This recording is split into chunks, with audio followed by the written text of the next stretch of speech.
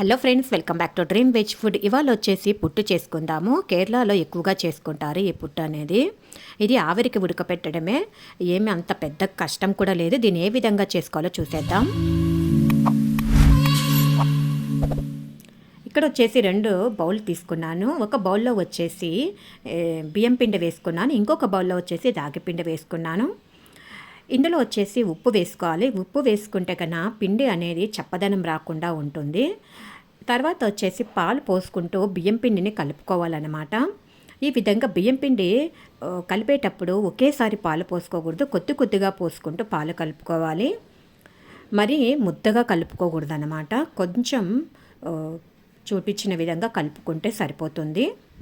తర్వాత వచ్చేసి రాగిపిండిలో కూడా కొద్ది కొద్దిగా పాలు పోసుకుంటూ కలుపుకోవాలన్నమాట. ఇక్కడ వచ్చేసి పాలు పోసుకుంటే కమ్మదనంగా ఉంటుందని పాలు పోసుకున్నాను. మీరు నీళ్ళైనా పోసి చేసుకోవచ్చు, బాగుంటుంది. ఈ విధంగా రాగిపిండిని కూడా కలిపి తీసేసుకున్నాను. బియ్యం పిండి, రాగిపిండి ఇది కొంచెం సేపు నానాలన్నమాట. ఈ లోపల మనం వచ్చేసి పచ్చి కొబ్బరిను తురిమి తీసుకున్నాము. పచ్చి కొబ్బరి వచ్చేసి ఇందులో మెయిన్గా వేసుకోవాలి. ఇది కొబ్బరి వేసుకోవడం వలన టేస్ట్ అనేది మరింత పెరుగుతుంది. ఈ విధంగా తురిమి తీసేసుకున్నాను కొబ్బరి.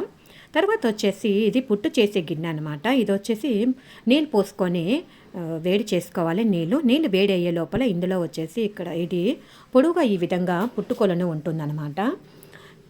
ఇందులో వచ్చేసి ఫస్ట్ ముందుగా పచ్చి కొబ్బరి వేసుకోవాలి. పచ్చి కొబ్బరి వేసుకుంటే కన్నా అడుగున కిందికి పడిపోదనమాట. లేకుంటే పిండి ఫస్టే వేసేసుకుంటే ఆ హోల్స్లో నుంచి పడిపోతుంది, ఆవిరికి ఉడకాలి కదా, అందుకు.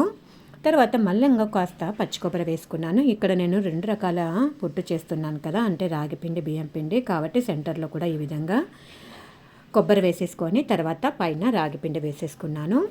తర్వాత దీనిపైన కూడా కాస్త పచ్చి కొబ్బరి కూడా వేసేసుకున్నాను అనమాట. కొబ్బరి కాస్త ఎక్కువగా వేసుకున్నా ఏం కాదు, బాగుంటుంది. తర్వాత మూత పెట్టేసుకొని ఒక 5 నిమిషాలు ఉడికిపోతే సరిపోతుంది. ఎక్కువగా ఉడకనవసరం లేదు, 5-10 నిమిషాలు ఉడికితే చాలు. ఇంతే, చూడండి బాగా ఉడికిపోయింది. పొట్టు కూడా రెడీ అయిపోయింది. వేడివేడిగా తిన్నామంటే చాలా అంటే చాలా బాగుంటుంది. ఆవిరికి ఉడికిందే కాబట్టి హెల్త్కి కూడా చాలా మంచిది. పిల్లలు, పెద్దలు ఎవరైనా తినచ్చు. బ్రేక్ఫాస్ట్కి తింటే కన్నా ఇంకా మంచిది. ఇది వేడిగా ఉన్నప్పుడే కాస్త నెయ్యి, అదేవిధంగా బెల్లం తురుముకొని కన్నా వేసుకోవాలి. అంటే తురుముకుంటే కన్నా మనకు బెల్లం అనేది తొందరగా మెల్ట్ అవుతుంది వేడి మీద. ఈ విధంగా దీనిపైన వేసేసుకుంటే చాలన్నమాట. ఇది బ్రేక్ఫాస్ట్ కానీ ఈవినింగ్ స్నాక్స్గా కానీ తినేయచ్చు.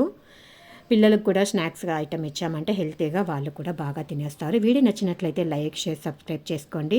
Thank you for watching.